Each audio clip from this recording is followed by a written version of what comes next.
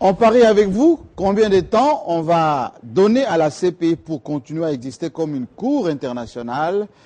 Qu'est-ce que Jean-Pierre Bemba y fait depuis bientôt 10 ans? Est-ce que les Africains doivent continuer à faire confiance à cette cour internationale? L'article 70 en RDC dit in extenso, le chef de l'État en place reste à la fin de son mandat. Il y a effectivement ce discours que vient de présenter les chefs de l'État devant le Congrès. Il est question également de la CENI. Toutes ces questions seront posées autour de cette table à notre invité du jour. C'est un juriste. Et dans quelques instants, le journaliste et moi-même, nous allons le cuisiner. A tout de suite.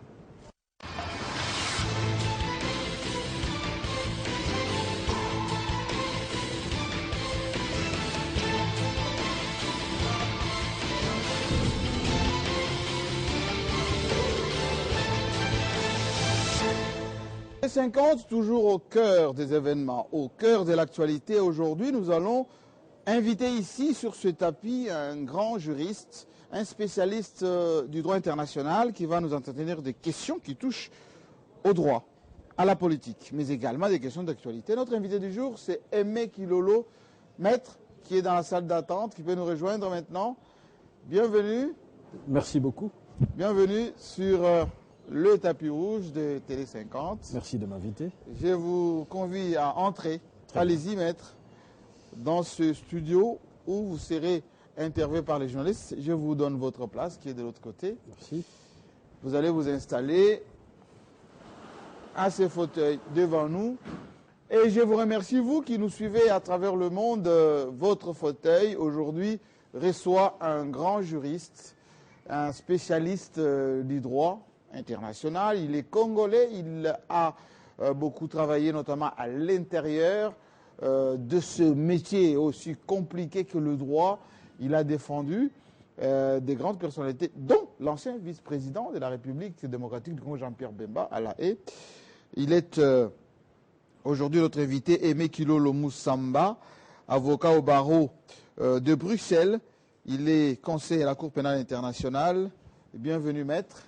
Merci de me recevoir sur votre plateau. Et ces fauteuils blancs, c'est le vôtre. Nous allons faire cette émission avec vous. Et en face de vous, il va y avoir Paul Diakessé, grand journaliste indépendant, en même temps pertinent dans sa façon de poser des questions. Tout à l'heure, vous verrez qu'il ne fera pas de quartier du tout.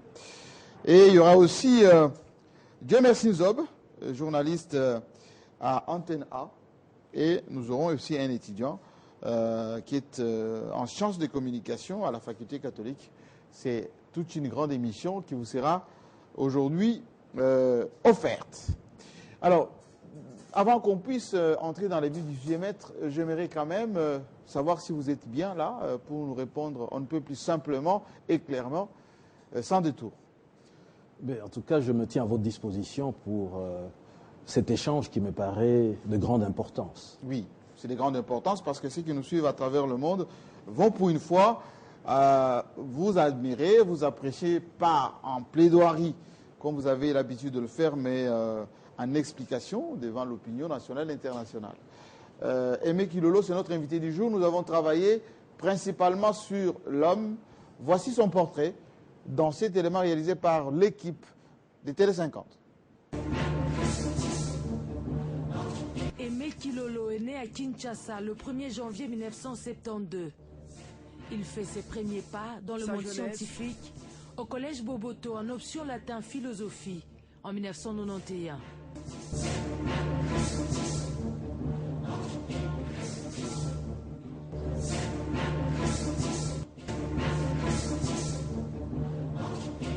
Marié et père de famille, il ne déroge pas à ses tâches familiales. Fils des Bonaventure Kilolo, le tout premier ministre de la fonction publique de la RDC, et des Marie Sendoué issus du nom du boulevard Sendoué, Aimé Kilolo reçoit une éducation rigoureuse. Fasciné par la lecture, le procès pro-Archéa, écrit par Cicéron pour défendre le poète Archias, le jeune Kilolo décide de devenir avocat, comme son père, et s'élance dans. Il entame ainsi ses études jusqu'au 3e cycle en droit international, à l'Université catholique de Louvain et aux facultés universitaires Saint-Louis de Bruxelles. Sensible à l'injustice et à la discrimination, il s'est fait déjà remarquer en tant qu'étudiant en dernière année de droit à l'Université de Louvain dans son implication à sauver l'un de ses camarades étudiants qui ne pouvait pas trisser.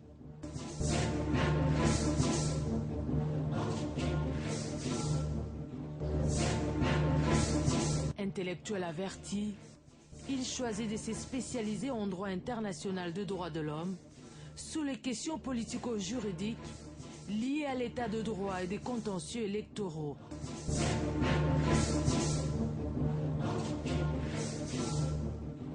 Il fait du droit international humanitaire applicable lors des opérations militaires dans les conflits armés, son domaine de compétence.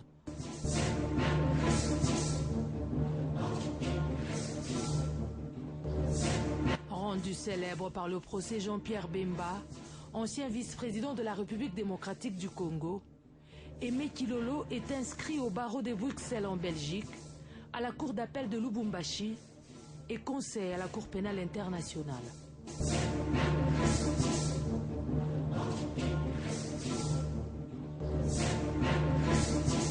À 44 ans, Aimé Kilolo considère la Cour pénale internationale comme la plus grande école de sa vie. À partir de 2008, il lui a été confié la responsabilité de conduire l'équipe constituée de plusieurs avocats pour plaider le cas Jean-Pierre Bemba. Il dirige et coordonne donc une équipe multidisciplinaire d'avocats hautement qualifiés et de niveau international et émanant des traditions juridiques différentes. Ces avocats sont venus de Londres, des États-Unis, d'Israël, des Pays-Bas, de Bruxelles, de France, de la RDC et de la Centrafrique. Maître Aimé Kilolo a eu à effectuer plusieurs missions d'investigation internationale et d'expertise à travers le monde sur la notion de commandement militaire à l'école spéciale militaire de Saint-Cyr en France. En plus de 20 ans de carrière d'avocat, il a eu le prestige de plaider pour plusieurs dossiers hautement sensibles en RDC, tout comme à l'extérieur du pays. À son actif, il a organisé en 1997 à Lubumbashi la conférence internationale des barreaux des traditions juridiques romano-germaniques, la première grande conférence internationale du barreau de Lubumbashi, sous le contrôle du bâtonnier en exercice, avec la collaboration des barreaux de Bruxelles, de France. Pétri d'expériences plus complexes et diversifiées, Aimé Kilolo s'est dit aujourd'hui reconnaissant à la RDC, pays qu'il a vu naître et où il a reçu sa formation des bases à travers ses études primaires et secondaires. Avocat polyglotte, Aimé Kilolo a la maîtrise du français, de l'anglais et des langues nationales congolaises.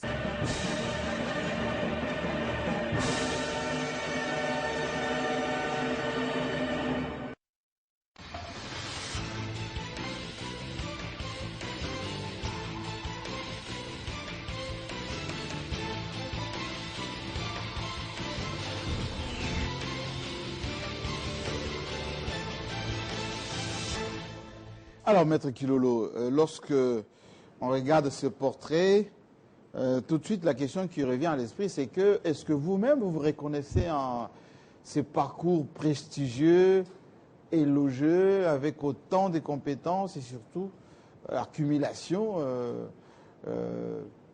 des qualificatifs plus qu'exponentiels? Bien, il faut dire que l'avocat est un éternel étudiant. Et donc je suis dans un apprentissage perpétuel.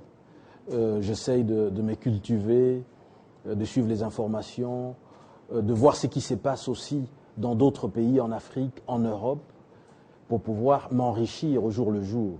Donc à ce jour, c'est avec beaucoup d'humilité que je puis reconnaître avoir pu accumuler une expérience tant soit peu importante, une expérience parce que j'ai côtoyer la sphère internationale qui m'a amené effectivement à rencontrer plusieurs avocats, mais pas seulement des avocats, mais aussi des grands experts internationaux notamment dans les grandes académies militaires. On a parlé tout à l'heure de Saint-Cyr en France, mais il y a aussi l'école royale militaire en Belgique. Et je pense que tout ceci, effectivement, est une expérience accumulée. Je pense aussi, bien entendu, au fait d'avoir passé tant d'années comme avocat au barreau de Bruxelles, Bruxelles qui est aujourd'hui le pôle d'attraction de l'Europe. Je pense qu'il est temps pour moi, effectivement, de pouvoir humblement apporter ma pierre à l'édifice, c'est-à-dire à mon pays. Alors revenons sûrement sur vous, parce que vous êtes continué d'ailleurs à être célèbre avec ce procès Jean-Pierre Bemba. Est-ce que vos parents, parce qu'on a suivi un tout petit peu tout à l'heure que vous êtes d'une famille déjà connue, votre papa, votre maman porte le nom d'un grand boulevard ici à Kinshasa. Est-ce que, ça c'est une question beaucoup plus générale, quand on est d'une famille célèbre, on a l'obligation de faire son prénom, l'obligation de faire honneur à ses parents, ou bien on est dans la jouissance de la descendance, comme la plupart des enfants des grandes familles? Bien, je m'abstiens de me targuer de quelque célébrité que ce soit. Il faut reconnaître qu'effectivement, le boulevard Sendoué correspond effectivement au nom de mon grand-père maternel, Jason Sendoué. C'est vrai que mon père a été lui-même avocat. Il a été conseiller juridique à l'époque du président Mobutu. Il a été aussi un des cadres importants de la Banque centrale. Il a été, bien entendu, ministre pendant environ 6 ans, notamment de la fonction publique. Oui, je pense que c'est source d'inspiration, mais je pense que le plus important, c'est un peu ce que disait le philosophe Friedrich Nietzsche, qui disait « Je veux de vrais disciples, ceux qui, au moment venu, s'écartent fidèlement de leur maître. » Oui, j'ai appris des enseignements des parents, mais il est temps pour moi, bien entendu, de faire ma propre existence, comme le dirait le philosophe Jean-Paul Sartre, qui dit « Dieu a fait notre exister, mais il nous appartient à nous-mêmes de faire notre propre existence. » Alors, aujourd'hui, vous avez dit tout à l'heure, j'ai beaucoup travaillé à Bruxelles, au barreau de Bruxelles, j'ai plaidé pour des procès assez importants, etc. Et qu'est-ce qui vous a déterminé à revenir au Congo, dans votre pays? Eh bien, il faut dire que lorsque je me rends à Bruxelles, j'ai à peu près 18 ans, c'est à l'issue de mes études secondaires, je vais pour étudier pour l'université avec la ferme intention de retourner immédiatement au Congo. C'est un concours de circonstances qui m'amène à y rester un peu plus longtemps. C'est qu'un ami étudiant congolais se voit interdire de refaire, de redoubler pour la 2e fois sa première licence en droit, oui, en dépit d'un avis favorable qui avait été émis par le conseil facultaire de la faculté de droit de l'université catholique de Louvain en Belgique. Alors, de ce point de vue, fort de mes connaissances théoriques, parce que je suis à ce moment-là en dernière année de droit, je décide de rédiger un recours devant le tribunal administratif. À la suite de ce recours, je me rends compte qu'il faut plutôt saisir le tribunal ordinaire, qui est le tribunal de première instance, mais seulement pour le faire, il faut un avocat. Je veux faire recours à mon carnet d'adresses très maigre, aucun avocat pour voler à mon secours. Je vais alors à ce moment-là errer dans la salle des pas perdus du palais de justice de Bruxelles, où je trouve fort heureusement un avocat qui accepte d'intervenir pro bono pour cette cause que je lui explique. Ça veut dire gratuitement? Ça veut dire non seulement gratuitement, mais aussi sans même demander une indemnité pro deo à l'État, puisqu'il estime que la cause est juste, et c'est ainsi que la procédure est engagée, mais à ce moment-là, je vais vite me renseigner pour savoir qu'est-ce qu'il me faut pour devenir aussi avocat. Et je découvre qu'il existe une convention de réciprocité entre la Belgique et le Congo qui permet à des étudiants congolais de pouvoir être admis comme avocat au barreau de Bruxelles. C'est la démarche que j'accomplirai et c'est ceci qui m'amènera dans un parcours d'environ 20 ans au barreau de Bruxelles et bien entendu et le retour au pays s'inscrit comment? Alors, je retourne au pays tout simplement parce que je pars pour revenir, je pars pour me former. Et donc, toutes ces années que je passe au barreau de Bruxelles, à la Cour pénale internationale, constituent en fait la poursuite de ma formation. Une formation professionnelle suffisamment acquise aujourd'hui. Et je me dis, il est temps de retourner dans mon pays, de retourner, surtout à un moment donné où le pays est en train de traverser un moment important dans son histoire politique, dans son histoire institutionnelle. Beaucoup de questions se posent par rapport notamment aux élections qui auraient dû se tenir avant le 19 décembre, dont il résulte clairement qu'elles ne pourront pas être organisées. Je pense qu'il appartient aux juristes congolais, en premier, d'apporter leur lumière dans toutes ces questions qui risquent de diviser profondément le pays. C'est très bien, justement, on va faire un petit état des lieux de ces milieux juridico-politiques pour savoir un peu comment ça se passe. Et juste après, on va commencer le grand marathon avec des journalistes qui sont déjà en place, qui ont déjà affûté leurs questions. Maître, soyez prêts. Ça va commencer dans pas longtemps. Voici l'état des lieux préparé par l'équipe Télé 50. Visiblement, les continents africains peinent encore à se faire satisfaire de scrutins organisés dans plusieurs pays. Un constat. Dans la grande majorité, les processus électoraux ont été à la base de l'instabilité et la fragilisation de nombreux États africains. Face à ce tableau négatif, l'anticipation de crises potentielles liées à l'organisation des élections, l'amélioration des dispositifs de consultation électorale et la mise en place éventuelle des dispositifs de conciliation en cas de crise deviennent des enjeux fondamentaux pour des acteurs internationaux. Depuis 20 ans, les consultations électorales se sont banalisées dans la quasi-totalité des États africains sous le fait d'une double dynamique, d'abord en interne avec les attentes croissantes de population en matière de démocratisation, ensuite en externe avec les exigences croissantes de la communauté internationale qui conditionne la reconnaissance d'un régime politique et de l'octroi de l'aide à la tenue des élections. Ces dernières années, le processus électoraux ont cristallisé des tensions et été source de violences dans plusieurs pays africains, dont le Kenya, la Côte d'Ivoire et même le Zimbabwe. En Afrique, cet enjeu de l'accès et du partage au pouvoir est fondamental pour assurer la stabilité du processus électoral.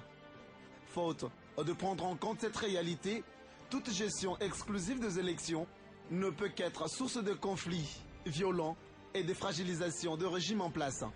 Au contraire, le risque d'instabilité lié aux élections est fortement réduit dans le cas où prévaut un accord politique inclusif sur le partage du pouvoir et des ressources qui lui sont associées, notamment à travers la mise en place d'un système électoral ouvert permettant une représentation élargie, une reconnaissance de la diversité et une protection de la minorité politique et des minorités contre le risque d'exclusion politique et des marginalisations économiques et financières.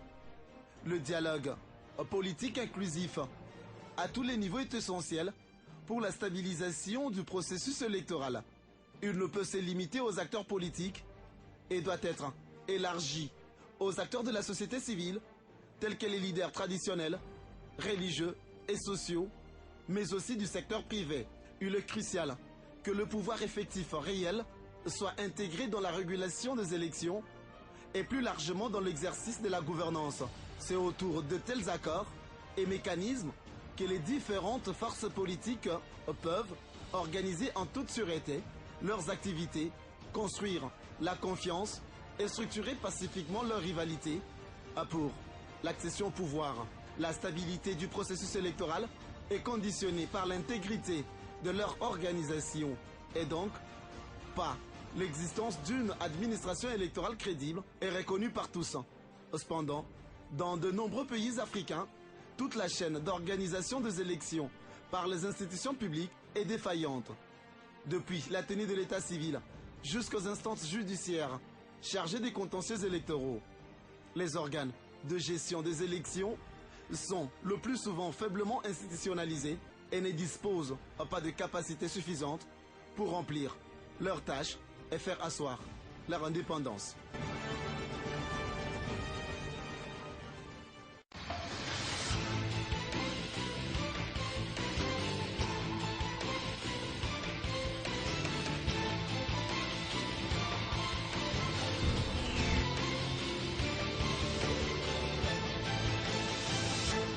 Alors, maître, quand on regarde cet état des lieux, on a froid au dos, parce que quand on parle des pays africains, on parle effectivement de ces processus électoraux. En RDC, la Commission nationale électorale indépendante devrait organiser les élections. Il y a eu la première phase en 2006, deuxième phase en 2011. En 2016, il ne s'est pas organisé des élections. Et il n'y a pas longtemps, la classe politique s'est réunie autour d'une table avec Edem Kodjo, les dialogues, et ça a donné un accord qui va donner un Premier ministre de l'opposition qui va pouvoir organiser les élections dans les jours à venir. Première question que je vous pose très de suite, et là je tombe dans votre domaine de position, c'est les droits. La Cour constitutionnelle s'était proclamée, ou plutôt exprimée, sur l'interprétation de l'article 70 de la Constitution, qui dit bien qu'à la fin de son mandat, le président en exercice continue. Alors, expliquez-nous un tout petit peu, qu'est-ce qu'on appelle empêchement du président de la République? Où est la différence entre fin mandat et continuité de la fonction? Parce que quand la Cour constitutionnelle nous dit à la fin de son mandat, ça c'est la Constitution qui le dit, le chef de l'État en place reste jusqu'à l'installation effective du président élu. On se perd un peu. Très bien. Vous venez d'évoquer à peu près trois notions distinctes. La notion du mandat du président de la République, la notion de la fin de la fonction du président de la République et la problématique de l'empêchement définitif. Oui. Alors, il faut savoir ceci. Notre Constitution en RDC prévoit une alternative en ce qui concerne la fin du mandat du président de la République. Soit on est dans l'hypothèse du chef de l'État qui voit son mandat terminé parce que lui-même, de sa propre initiative, dépose sa démission pour des raisons personnelles ou pour des raisons politiques. Ça, c'est en cours de mandat. Ceci se fait bien entendu en cours de mandat, bien entendu. Ça peut se faire à tout moment tant qu'il est en exercice de la fonction présidentielle. Alors, dans cette hypothèse qui est prévue d'ailleurs à l'article 75 de la Constitution, le président du Sénat se voit investi des pouvoirs présidentiels limités avec comme objectif de organiser dans un délai qui d'ailleurs ne peut pas dépasser 120 jours les élections présidentielles.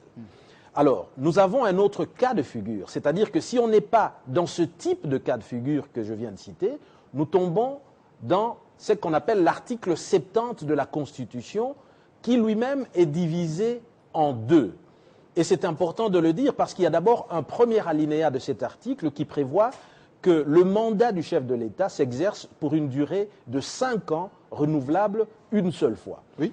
Ceci veut dire concrètement, en ce qui concerne le Congo, qu'à compter du 19 décembre 2016, le chef de l'État en exercice ne peut plus se présenter au tout prochain scrutin présidentiel. Mais par ailleurs, ceci concerne donc la fin de son mandat. L'alinéa 2 de l'article 70 évoque tout à fait autre chose. Il ne s'agit pas ici de la fin du mandat du chef de l'État, qui lui se termine clairement le 19 décembre prochain. Il s'agit ici de la fin de la fonction présidentielle. Alors, l'alinéa 2 de cet article prévoit que le président de la République demeure en fonction jusqu'à l'installation définitive du président élu. Alors, ça veut dire concrètement qu'à compter du 20 décembre 2016, face à l'impossibilité d'organiser les élections au Congo, le président actuel continue à exercer la fonction présidentielle, mais attention, il s'agit ici d'une présidence d'affaires courantes. Il s'agit d'une présidence intérimaire, il ne s'agit pas d'une présidence de plein exercice. Alors, quelle est la différence, et c'est important pour les juristes, c'est que dès lors qu'il n'est plus en plein mandat à compter du 20 décembre 2016, il ne peut plus prendre des initiatives de nature à modifier substantiellement le paysage économique ou le paysage social ou institutionnel du pays. Autrement dit, Ça veut dire simplement qu'il ne peut pas, en principe, prendre des initiatives consistant, par exemple, sur le plan économique, à prendre contact avec les Indiens, comme on a connu à l'époque avec les Chinois, un contrat de 5 milliards de dollars sur 20 ans. Ceci n'est pas permis lorsqu'on n'est plus en plein exercice, lorsqu'on est hors mandat. Il s'agit ici simplement de gérer les pays, c'est-à-dire de poser des actes d'administration quotidienne du pays. Il s'agit bien entendu de poursuivre les engagements que le pays avait déjà pris lors de la législature passée. Et il s'agit bien entendu de poser tous les actes urgents nécessaires pour la continuité de l'État.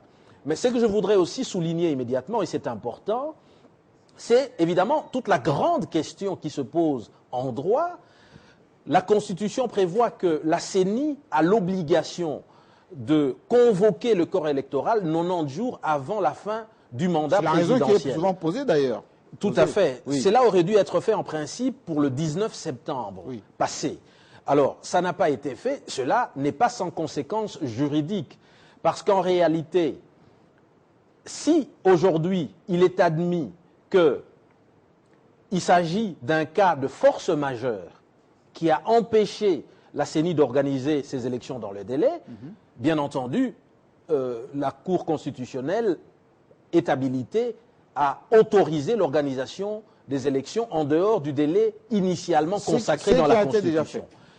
Un arrêt a été rendu dans ce sens. Mais il faut aussi quand même savoir qu'il existe un autre cas de figure, c'est-à-dire que s'il est établi que le chef de l'État ou le Premier ministre en exercice, en violation intentionnelle de la Constitution, aurait empêché la CENI d'organiser les élections dans le délai en lui privant des moyens nécessaires, on parle ici du budget, ou des informations utiles, on parle ici du registre national de la population.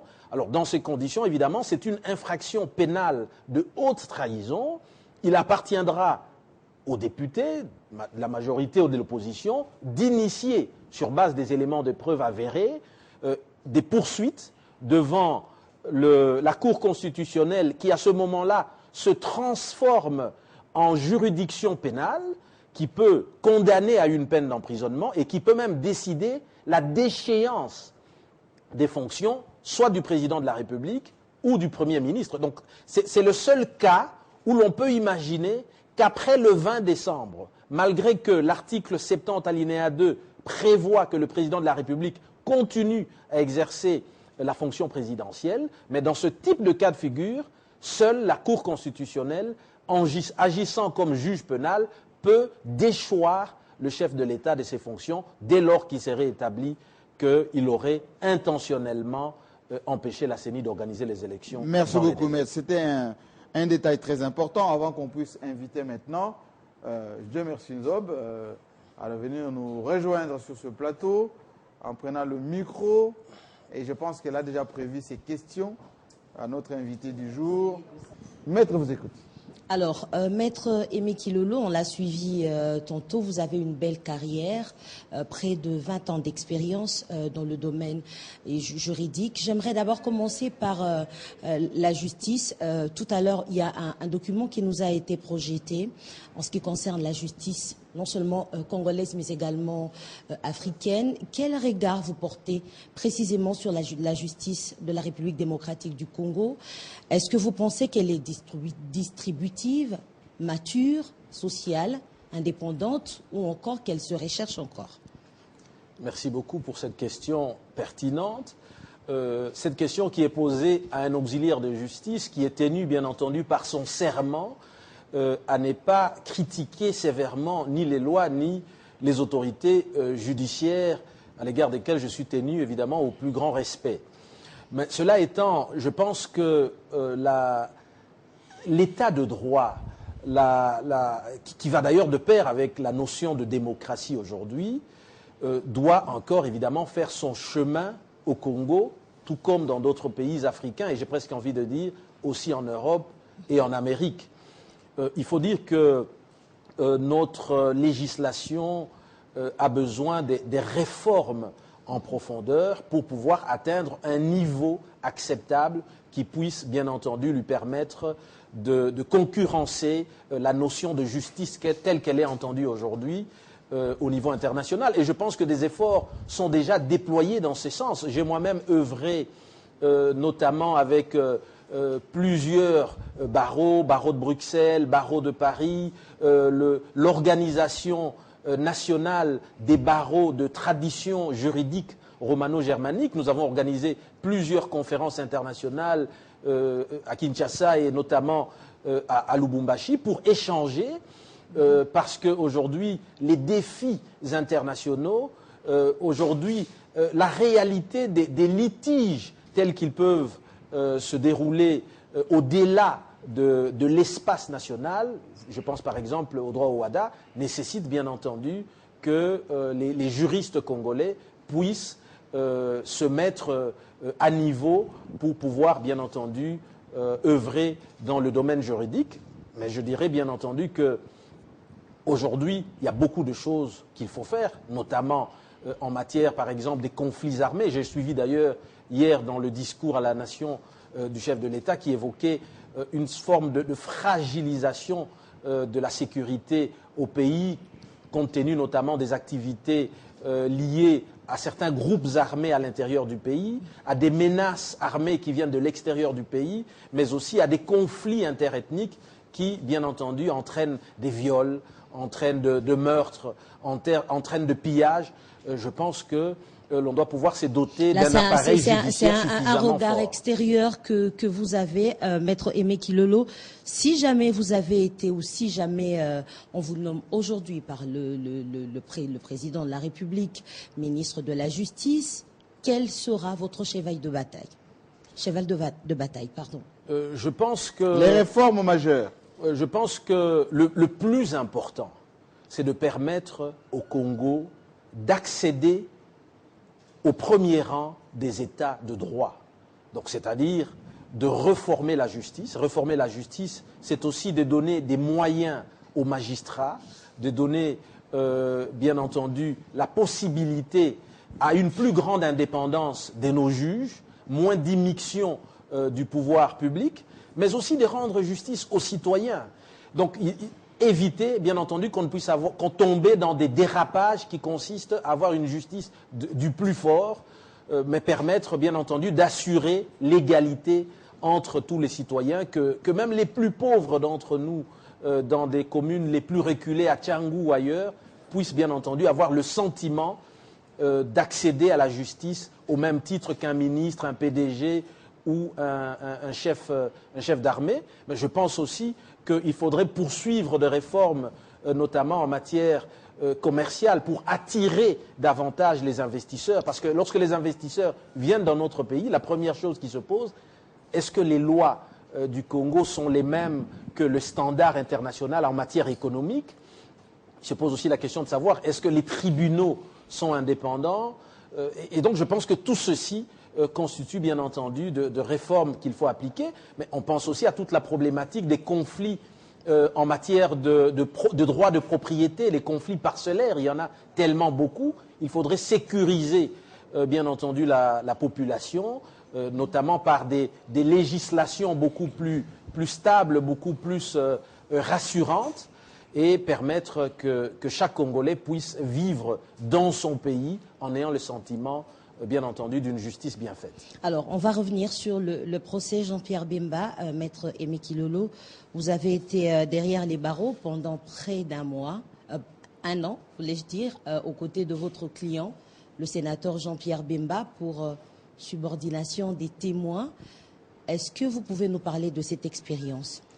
Eh bien, je suis malheureusement tenu à un devoir de réserve dans un dossier dans lequel moi-même j'ai dû être impliqué, et donc vous me permettrez de ne pas vous parler tant que la procédure est en cours. Mais ce qui est vrai aujourd'hui, c'est que, effectivement, j'ai passé presque un an détenu dans le quartier pénitentiaire de la Cour pénale internationale, aux côtés de Jean-Pierre Bemba, aux côtés du président Laurent Gbagbo et ça n'arrive pas tous les jours, personnes. Un avocat qui se retrouve derrière les barreaux. Qu'est-ce que ça vous a fait? Eh bien, je suis d'ailleurs en train de rédiger un ouvrage que je ne puis me permettre d'achever tant que toute la procédure, toute l'affaire Jean-Pierre Bemba n'aura pas été achevée, parce qu'il faut laisser la primeur au juge. Mais il faut dire que ça a été pour moi aussi, ça fait partie de l'école finalement, au niveau de la Cour pénale internationale. Mon ouvrage est intitulé « dans les coulisses de la Cour pénale internationale, expérience d'un avocat au barreau et derrière les barreaux. Ça m'a permis évidemment d'entrer au contact des réalités qui sont celles des clients que je défends au quotidien pour voir ce qu'ils vivent, pour mieux les comprendre, pour mieux les défendre. Il est sûr que mon regard au sortir du centre de détention ne sera plus jamais le même. Alors, Maître, j'aimerais, vous allez continuer tout à l'heure, que vous puissiez, juste par rapport à cette CPI, vous exprimer sur cette remise en cause de la CPI par beaucoup de pays d'Afrique. On a appris aujourd'hui, par exemple, qu'elle a réussi à retirer sa signature. Le Burundi a déjà quitté. Il y a déjà la Gambie qui souhaite quitter d'ailleurs. Beaucoup de pays sont en train d'initier ces sorties. Est-ce que c'est une décrédibilisation de cette CPI? Est-ce que vous pensez, comme on l'a dit dans l'introduction de cette émission, que la CPI a encore des jours à vivre? Alors, je voudrais d'abord dire que l'idée d'une justice pénale internationale est une idée noble pour combattre les fléaux de la criminalité internationale qui, bien entendu, émeut toute la communauté internationale. Cela étant, il faut aussi reconnaître que la CPI est une juridiction nouvelle qui doit encore faire ses preuves. Et c'est cela qui amène évidemment aujourd'hui un certain nombre des pays africains à commencer à prendre leur distance. La CPI peut encore se rattraper à travers un certain nombre de réformes qui vont porter notamment sur les préoccupations qui sont celles des États africains, telles que relayées d'ailleurs par l'Union africaine. Je pense notamment à toute la problématique qui se pose. On se dit, mais est-ce que finalement la CPI est une justice à deux vitesses, selon qu'on est un pays en voie de développement ou une grande puissance? Pourquoi est-ce que les crimes qui sont commis, par exemple, en Palestine, on parle des Israéliens, ne sont pas poursuivis? Pourquoi est-ce que tout ce qui se passe en Syrie ne voit pas d'écho? En Afghanistan. Tout à fait, et même en Ukraine, on est déjà là dans le cœur de l'Europe. Voici déjà un premier élément d'inquiétude. Donc là, il y a une forme d'opacité dans la politique criminelle qui est menée par le bureau du procureur. Sur les 10 situations qui sont ouvertes devant la Cour pénale internationale, eh bien, il faut noter que 9 situations concernent les pays africains. Et l'unique situation qui concerne un pays non africain, on ne voit rien venir, il n'y a pas d'arrestation, il n'y a pas de poursuites concrètes qui sont menées. Deuxième élément, c'est aussi toute la problématique qui se pose aujourd'hui en se disant qu'il y a une forme d'instrumentalisation à des fins politiques de la justice pénale internationale. Pourquoi je le dis? On peut prendre 2 cas de figure. L'affaire Laurent Gbagbo, toute la communauté internationale, tous les experts se sont interrogés. Pourquoi seulement Gbagbo est arrêté alors que dans les conflits ivoiriens, il y a 2 parties belligérantes sur le théâtre des opérations, sur lequel on voit des phénomènes criminels être commis? Eh bien, il y a bien des soldats appartenant à 2 camps qui s'affrontent sur place, sur le terrain des opérations. Pourquoi il n'y a pas eu de poursuite en même temps du camp Ouattara? Donc il y a 2 poids 2 mesures. Il y a effectivement ici le sentiment d'une justice qui est menée pour finalement inquiéter, accabler les autorités, les leaders africains, selon qu'ils ont ou n'ont plus la faveur de certaines grandes puissances dans le monde aujourd'hui. Et donc c'est cela qui, évidemment, entraîne aussi un sentiment de réticence. Mais autre chose aussi, c'est toute la problématique du lieu d'exécution de la peine. Prenons le cas de l'ancien président Charles Taylor, qui a été condamné à 50 ans de prison et qui se trouve en train de purger sa peine loin du pays de ses ancêtres, en Angleterre, dans un pays où son épouse et ses enfants doivent demander un visa pour venir lui rendre visite, et le visa leur est refusé pour des motifs politiques qui n'ont rien à voir, bien entendu, au dossier pénal pour lequel l'ancien président Charles Taylor a été poursuivi. Et donc ça donne le sentiment d'une forme de déportation et qui font penser à d'aucuns la situation que nos ancêtres ont connue à l'époque lorsqu'on les prenait en esclavage pour les amener vers des territoires inconnus. Et donc il y a là un sentiment profond d'injustice. Vous savez qu'il y a un adage en droit anglo-saxon qui dit la justice doit non seulement être rendue, mais aussi elle doit donner le sentiment d'avoir été effectivement rendue. Qu'en est-il bien entendu du droit des condamnés à une visite, à une vie familiale? Donc voilà aussi un des problèmes qui se pose. Mais l'autre grand problème majeur, Oui. mais c'est aussi toute la problématique de la détention préventive. Lorsqu'une personne est détenue devant la Cour pénale internationale, c'est souvent des Africains, lorsqu'ils demandent sa mise en liberté, qui est d'ailleurs une des premières garanties du droit au procès équitable, eh bien, le sentiment, il faut voir les arguments que les avocats invoquent. On dit, ben, écoutez, nous demandons qu'il soit libéré dans un pays européen parce que c'est plus rassurant pour vous, c'est plus près du siège de la Cour pénale internationale. Et la Cour pénale internationale vous dit, ben, écoutez, moi, je suis une juridiction, je vous ai détenu dans la prison de la CPI, mais c'est une prison extraterritoriale. Donc je n'ai pas de compétence de décider de vous libérer et de dire que votre mise en liberté provisoire sera exécutée dans X État parti au traité de Rome. Il faut demander l'autorisation et la coopération du gouvernement du pays dans lequel vous souhaitez voir exécuter votre mise en liberté provisoire.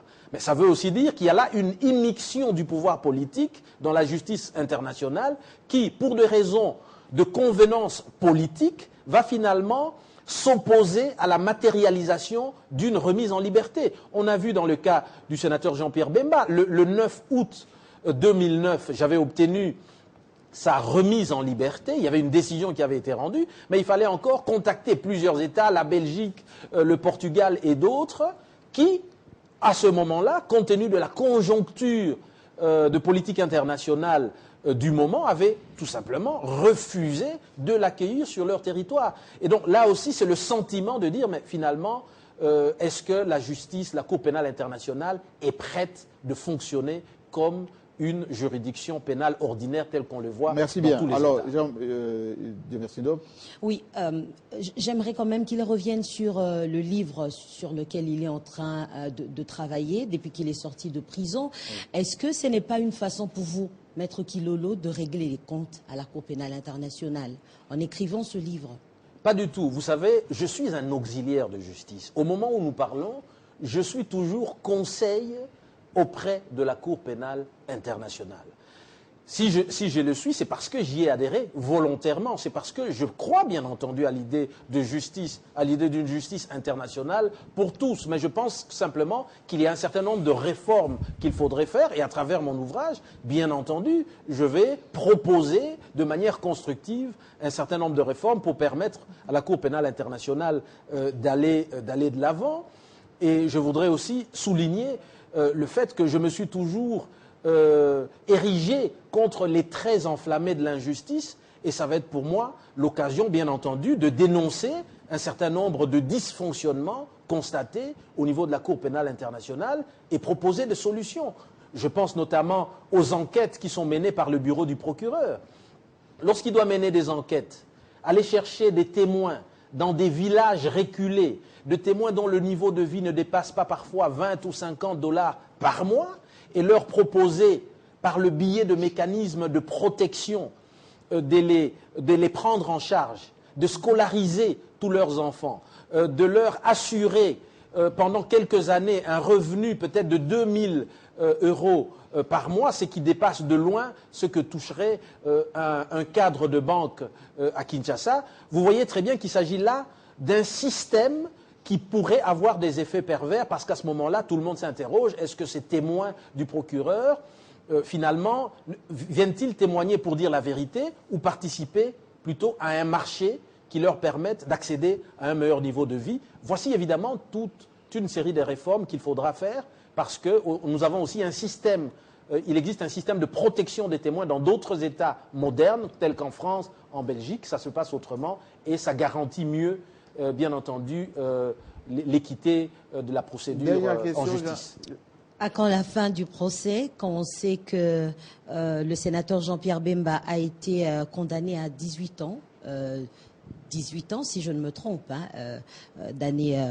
18 années de prison, et vous avez interjeté appel, vous serez face à 3 procureurs comment ça va se passer? Quels sont les arguments que vous allez avancer?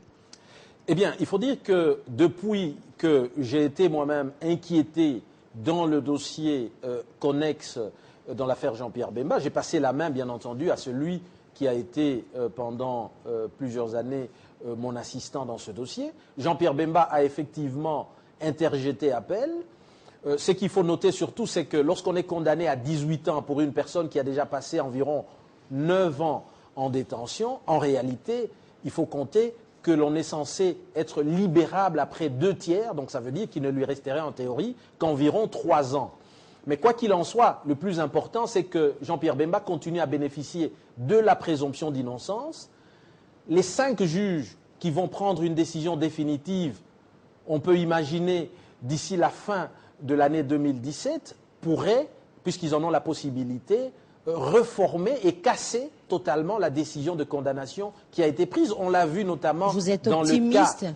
Nous l'avons vu dans le cas notamment de l'ancien Premier ministre du Kosovo, M. Haradinaj, accusé des crimes similaires à Jean-Pierre Bemba et qui a été complètement lavé. Jean-Pierre Bemba n'arrête de clamer son innocence. Plusieurs experts internationaux, notamment le général de brigade français Jacques Séhara, a affirmé, avec un rapport à l'appui, que militairement, il était impossible de retenir la responsabilité du vice-président Jean-Pierre Bemba. Je pense qu'il faut laisser la primeur de leur décision aux juges de la Chambre d'appel, mais je crois que, effectivement, Jean-Pierre Bemba pourrait finalement être complètement blanchi dans le cadre de cette affaire, en tout cas si l'on en croit plusieurs experts militaires au niveau international qui affirment cela, et je pense surtout que Jean-Pierre Bemba est attendu par plusieurs compatriotes congolais, au-delà même du MLC. Plusieurs personnes l'attendent, et pourquoi pas, s'il est libéré d'ici la fin de l'année 2017, nous apprenons que le suffrage, les élections présidentielles se dérouleraient plutôt en 2018. Je pense qu'il est le bienvenu et qu'il a toute sa place, bien entendu, dans l'espace politique congolais. Merci, maître, merci, Dieu merci, Nzob. Paul Diakessé, je l'avais prédit tout à l'heure, avec ses questions assassines, et je vous offre Maître Kilolo. Oui, maître, une fois de plus, bonjour. Bonjour. Ou bonsoir, ça dépend de l'heure à laquelle l'émission sera diffusée. On vous connaît très brillant, parce qu'on vous a suivi plus à la radio qu'à la télé. Alors, je vais commencer par là où vous êtes arrêté avec Zob sur le débat de la CPI. Vous êtes familier de la CPI, mais est-ce que vous approuvez la manière dont la Gambie et le Burundi quittent la CPI? Est-ce que ce n'est pas une façon pour ces régimes de fuir en avant? C'est vrai que la CPI pose problème. Les États-Unis n'ont même pas ratifié le traité de Rome et la plupart des détenus sont des Africains. C'est vrai, le problème se pose, mais est-ce que vous approuvez que le Burundi et la Gambie partent? Alors qu'actuellement, actuellement, ils ne sont pas. Afrique du Sud, vous avez approuvé la manière dont ils n'ont pas voulu arrêter El Béchir, Maître Kilolo? Bien, il faut simplement reconnaître que le plus important, c'est que les textes sont clairs. Un État parti au traité de Rome ne l'est pas à vie. Il ne l'est pas définitivement, ce n'est pas irrémédiable. Les statuts de Rome prévoient la possibilité pour tout État parti qui le désire souverainement de se retirer. Cela se fait à travers, évidemment, une loi qui doit être votée au sein du Parlement qui va abroger, bien entendu, la loi de ratification du statut de Rome. Et donc, de ce point de vue, je serais mal placé comme praticien du droit de m'ériger en faux contre une volonté populaire exprimée à travers, évidemment, les parlements d'un État souverain. Comme dans le cas du Burundi. Comme dans le cas du Burundi et de la Gambie. Mais je voudrais surtout souligner le fait que le cas le plus marquant est aussi celui, vous l'avez dit tout à l'heure, de l'Afrique du Sud.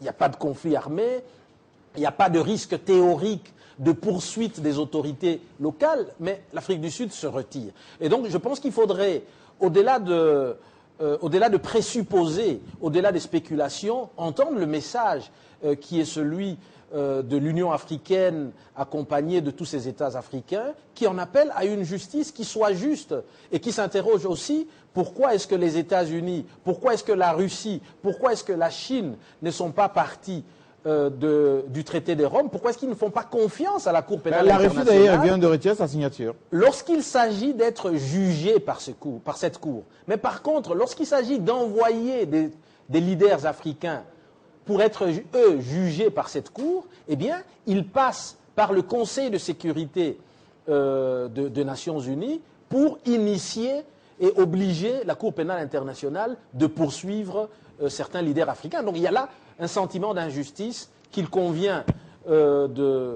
d'écouter comme message et qu'il convient, bien entendu, de répondre. Paul, est-ce que pensez-vous que ce sentiment d'injustice peut aussi naviguer dans le pensée de Alassane Ouattara ou Kabila, par exemple, parce que la CPI les a aidés de se débarrasser des adversaires politiques.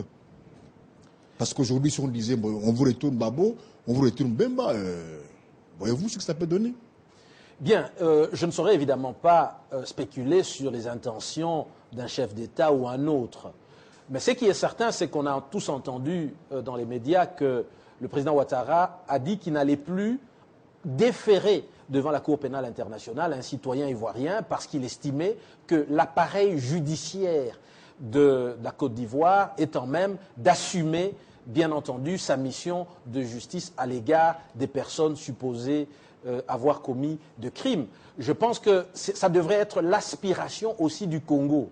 Parce qu'il faut savoir que cette notion de complémentarité de la Cour pénale internationale veut simplement dire, par priorité, lorsqu'un crime est commis sur un territoire, on laisse l'appareil judiciaire de ce pays de s'en charger, d'initier des enquêtes, de mener des poursuites, de prononcer des condamnations et de faire exécuter les peines éventuelles d'emprisonnement.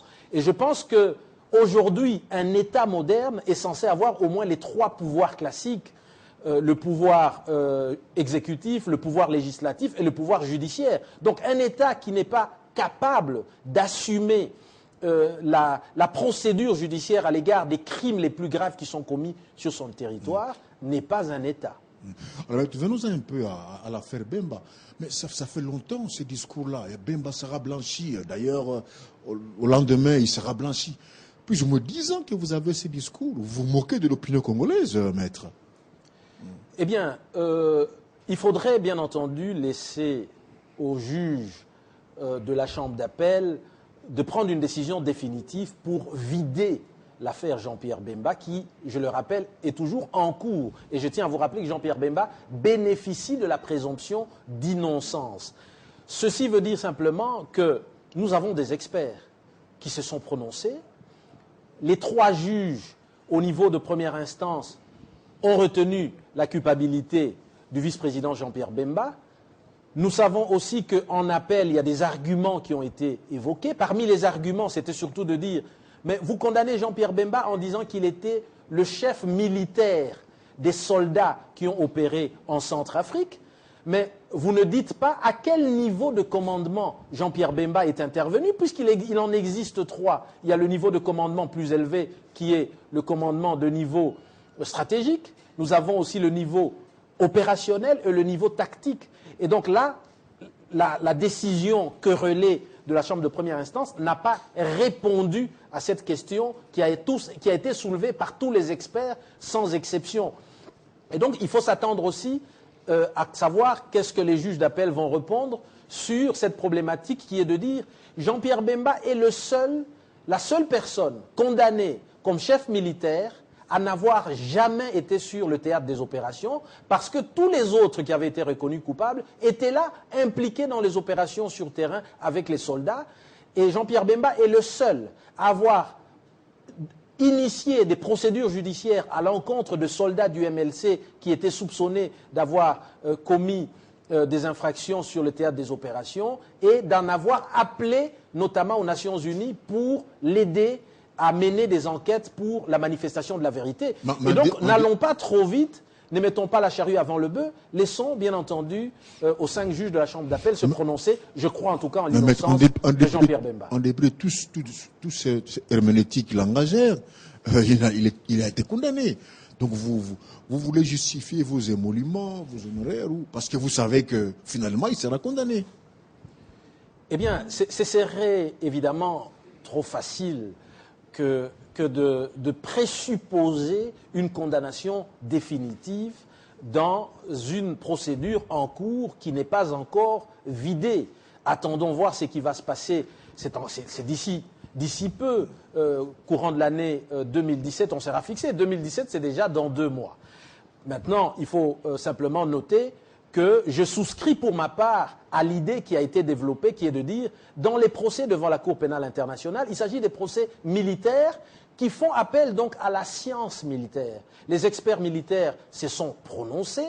Attendons de voir ce que la Chambre d'appel nous en dira, mais je veux surtout que vous reteniez qu'un général d'une des plus grandes armées du monde, l'armée française, a considéré en âme et conscience, en examinant tous les éléments du dossier, que Jean-Pierre Bemba n'était pas impliqué comme commandant dans les exactions en Centrafrique. Mais c'est la première fois que moi je pose des questions, c'est la première fois que je vois aussi à la télévision. Pourquoi arriver maintenant? Êtes-vous à la quête d'un poste ministériel parce qu'un gouvernement sera formé bientôt? Est-ce que vous pouvez nous promettre que vous ne serez pas dans le gouvernement ou vous y serez? Voilà ma dernière question.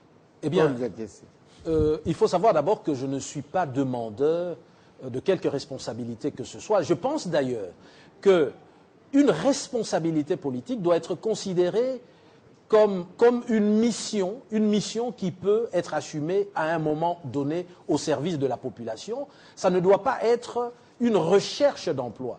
L'homme qui vous parle est avocat depuis près de 20 ans. Je mène ma vie dans des conditions, et je le dis avec toute modestie, qui me permettent évidemment de nourrir ma famille, mes enfants, plutôt dans des conditions, je le dis humblement, plutôt enviables.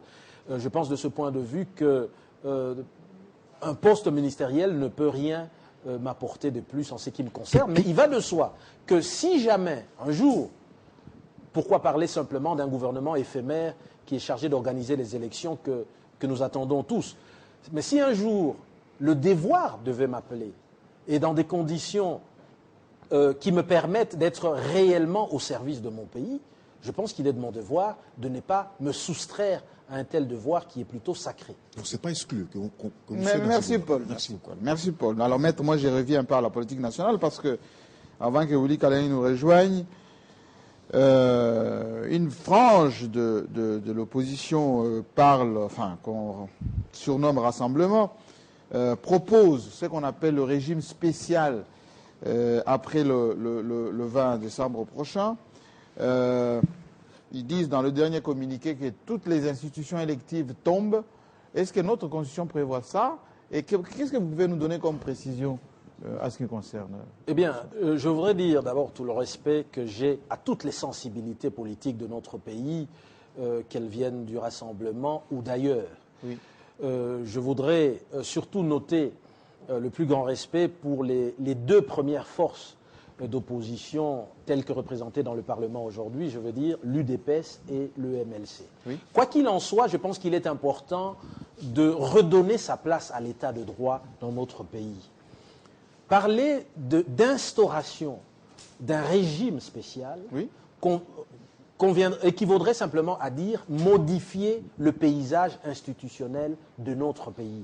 Et ceci, il faut s'en référer à ce qui est prévu dans le texte. Ce sont les articles 5 et 6 de notre Constitution qui renvoient bien entendu à l'exercice de la souveraineté au peuple, Oui. qui ne peut se prononcer que de 2 manières, c'est-à-dire à travers les élections ou à travers le référendum. Cela veut dire concrètement qu'il n'est pas possible juridiquement aujourd'hui de modifier le paysage institutionnel de notre pays sans recourir évidemment à ces 2 procédés démocratiques tels qu'ils sont prévus dans notre référendum. Constitution.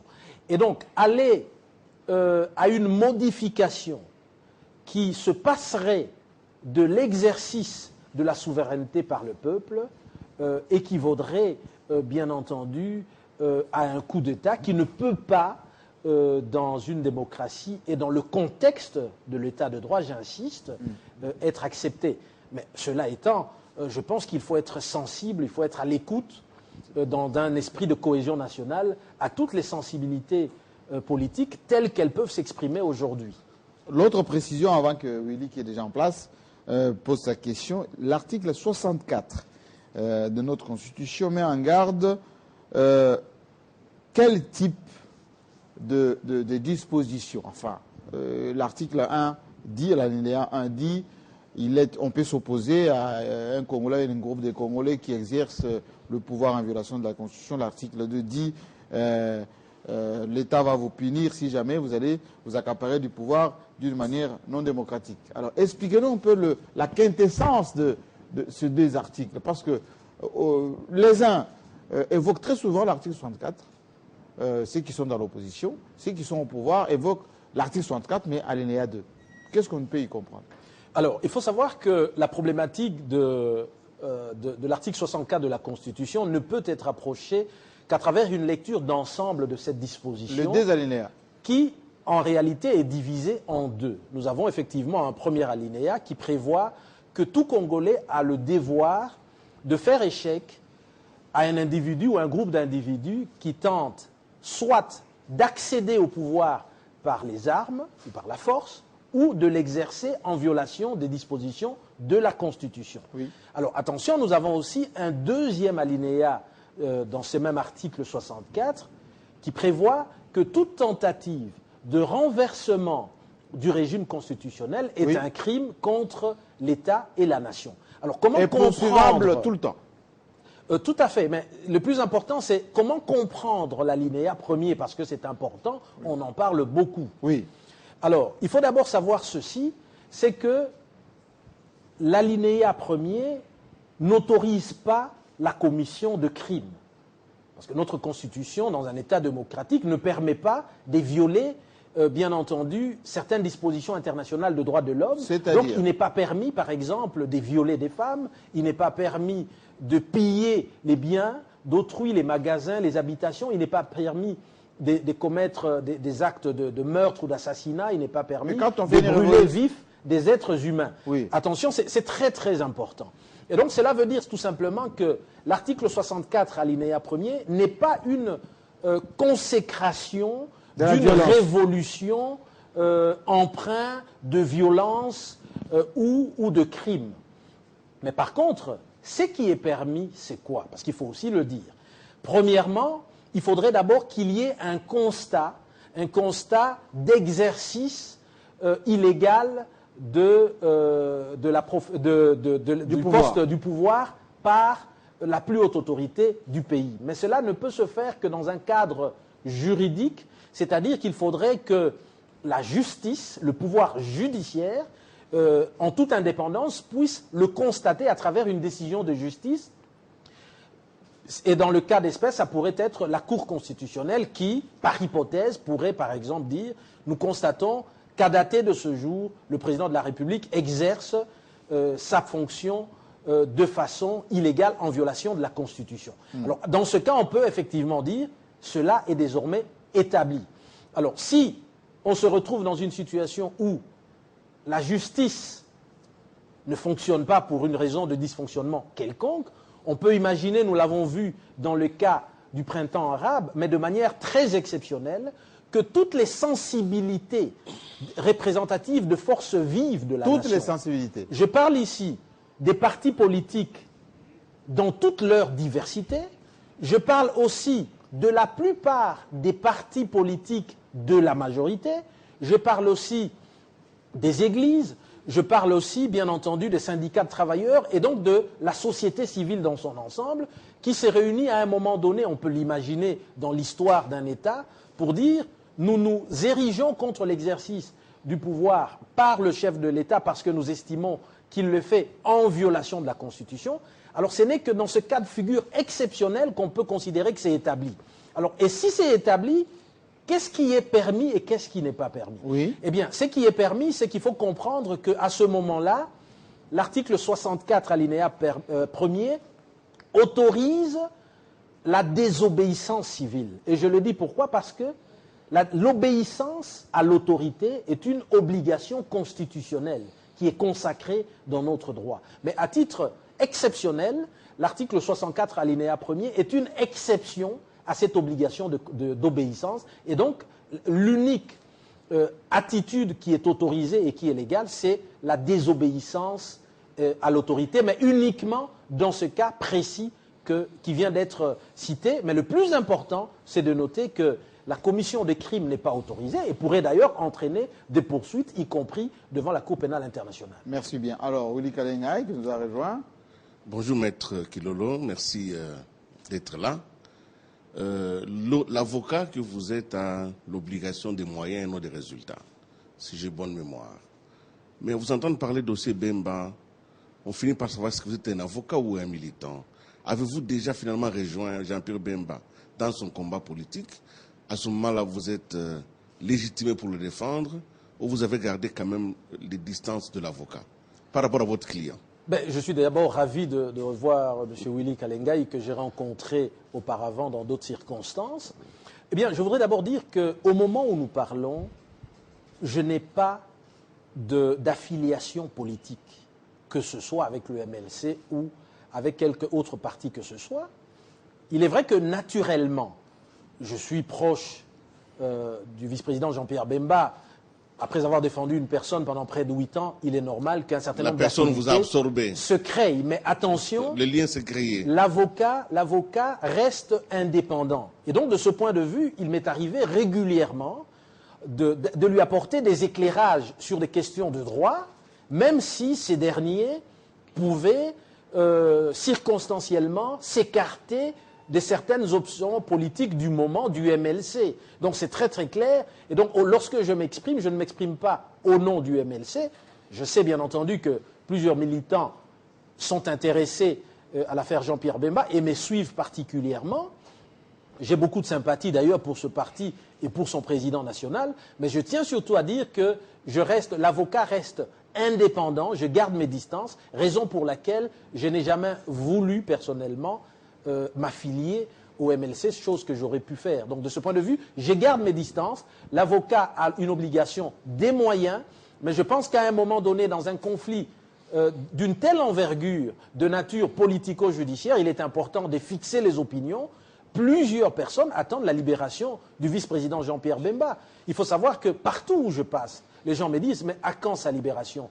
Puisque désormais les élections n'auront lieu qu'en 2018, est-ce que Jean-Pierre Bemba sortira? Donc il m'appartient évidemment de répondre à toutes ces personnes, non pas pour promettre une libération, puisque seuls les juges se prononcent là-dessus, mais pour les éclairer en disant, sur base des éléments tels que repris dans ce dossier, il va de soi que tous les experts s'accordent pour dire Jean-Pierre Bemba pourrait être finalement acquitté dans ce dossier, parce que militairement, ça peut être très difficile de retenir sa responsabilité. Il ne faut pas oublier que dès le départ dans ce dossier, le dossier était vide, que le procureur lui-même a beaucoup erré sur le plan procédural, puisqu'au départ, il a prétendu que Jean-Pierre Bemba était impliqué personnellement pour se rétracter et finalement monter un dossier. Mais ceci n'a pas empêché quand même qu'il soit condamné à 18 ans de prison. Alors je pose une question. Dans le cas où il y a une réduction de peine, admettons que bon, il fait 2 tiers et qu'il est libéré avant 2018 par réduction de peine, est-ce qu'il a le droit politique de se présenter? Alors, je voudrais d'abord dire une chose. Jean-Pierre Bemba, sur base de la décision... Est-ce que son casier judiciaire sera vide? Est-ce qu'il peut se présenter aux élections? Mettons-nous d'accord. Jean-Pierre Bemba, premièrement, n'est pas déchu de l'exercice de ses droits civils et politiques par la Cour pénale internationale. Premier point. Deuxième point, il faut savoir ceci. Oui. La notion du casier judiciaire est une notion nationale qui dépend bien entendu du ministère de la Justice.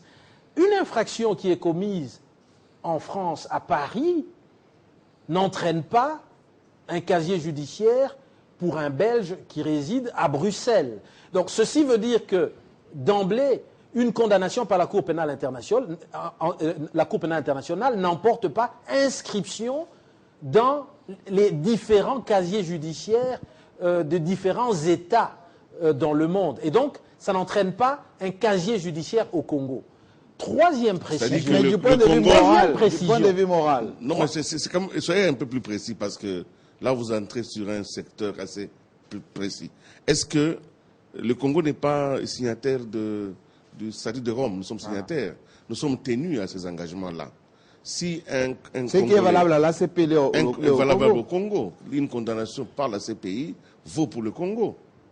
Eh bien, Alors, je voudrais vous dire ceci. C'est très important de le répéter. Au regard du dossier, Jean-Pierre Bemba continue à bénéficier de la présomption d'innocence. Ce serait donc prématuré d'anticiper ou de spéculer sur une condamnation définitive qui n'existe pas. Le procès suit encore son cours. Attendons évidemment ce qui sera dit fin de l'année 2017. Et je le dis pourquoi? Parce que la réalité politique de notre pays est aussi mouvante. Attendons de voir ce qui va se passer réellement. Aujourd'hui, vous venez de me parler d'un mouvement des États africains qui, bien entendu, ont pris leur distance de la Cour pénale internationale parce qu'ils estiment que les décisions telles qu'elles sont rendues là-bas auraient une connotation politico-judiciaire. Eh bien, attendons de voir, ça pourrait être aussi le cas du vice-président Jean-Pierre Bemba. N'anticipons pas les choses. Et donc, je pense qu'à ces jours, ce serait prématuré de vider cette question. La suite. Je voudrais peut-être poser une autre question. Vous êtes tellement célèbre aujourd'hui sur le dossier Jean-Pierre Bemba qu'on a l'impression que c'est le dossier de votre vie. Est-ce que Maître Kilolo a d'autres dossiers? Est-ce qu'il s'est déjà exprimé dans d'autres affaires? Là n'est pas ma question. Hein. Ma question, c'est celle-ci. Plusieurs opinions voudraient que la CPI soit le dernier rempart face à des abus de pouvoir. Il y a en Afrique ici des régimes dictatoriaux, il y a des hommes qui se donnent le droit de tuer et d'avoir le droit de vivre des morts sur les populations. Et ces populations ont la consolation et pensent que c'est dissuasif, que ces gens-là, même si notre justice ne nous protège pas, au moins il y a la CPI. Cette idée-là de la CPI comme ultime recours face aux abus, cette idée-là est incompatible à celle des chefs d'État qui estiment qu'eux, ils sont visés. Qu'est-ce que vous en pensez? Bien, je voudrais d'abord vous rassurer que j'ai beaucoup évolué en dehors du pays, notamment à Bruxelles. J'ai eu à plaider à Bruxelles, à Paris, j'ai même eu à plaider à Londres, exceptionnellement dans un dossier. J'ai eu même à intervenir notamment dans certaines procédures devant la Cour de Longueuil au Canada. C'est vrai qu'on a beaucoup plus parlé de moi dans l'affaire Jean-Pierre Bemba parce que ça concerne évidemment une personnalité de premier rang dans notre pays. Alors, en ce qui concerne l'idée de justice, je suis un des premiers qui soutient, bien entendu, l'idée d'une justice pénale internationale. C'est important d'avoir une justice internationale, ne fût-ce que lorsqu'on regarde le phénomène du terrorisme. Lorsqu'on regarde, par exemple, aujourd'hui la criminalité, l'on constate qu'il y a des groupes armés qui interviennent à la fois sur plusieurs pays différents. On l'a vu à l'est de notre pays. Il y en a qui interviennent au Rwanda, en Ouganda, en Angola, au Congo, dans notre pays. Et donc tout ceci peut nécessiter à un moment donné une justice supranationale qui puisse mener sereinement et efficacement des enquêtes et poursuivre les auteurs, quel que soit le pays vers lequel ils vont se réfugier. Mais toute la question est de savoir, est-ce qu'aujourd'hui, on a achevé de créer la Cour pénale internationale comme justice pour tous? Et je pense que c'est ce qui entraîne, bien entendu, un certain nombre de réticences. Alors, dernière question peut-être. Dernière, s'il vous plaît, Voilà. très courte. Non, mais sinon, Maître Kilolo, par rapport à la justice au Congo, nous remarquons quand même que des efforts sont faits pour la réformer de manière profonde, mais les derniers discours de la plus haute autorité continuent à croire que c'est une justice qui est corrompue. Je parle de la corruption ici. La corruption en matière de justice, est-ce qu'elle touche aussi au niveau de la CPI? Peut-on dire quand même que l'argent circule partout et que cette justice est finalement la justice des vainqueurs? Et l'argent est un élément J'ai beaucoup clé. de respect pour les juges les plus brillants de la Cour pénale internationale devant lesquels j'ai eu à plaider pendant autant d'années. Je pense qu'il y a beaucoup d'indépendance. Lorsqu'on prend simplement l'exemple de la décision de remise en liberté provisoire de Jean-Pierre Bemba en 2009, même lorsqu'elle n'a pas pu être matérialisée, c'est une décision courageuse qui a été prise par des juges de la Cour pénale internationale, en dépit, évidemment, d'un contexte politique international qui était plutôt défavorable à ce moment-là. Et donc, de ce point de vue, je dirais non. Je pense par contre que les interférences politiques dans l'enclenchement des poursuites devant la Cour pénale internationale posent véritablement problème et donnent le sentiment d'une justice inéquitable à cause de ces nombreuses interventions. Justice des puissants. Vous avez vécu ça un peu? Comme si quelque part aux États-Unis, en France, quelqu'un avait décidé, bon, maintenant cette fois-ci, Jean-Pierre, allez, on va finir avec lui.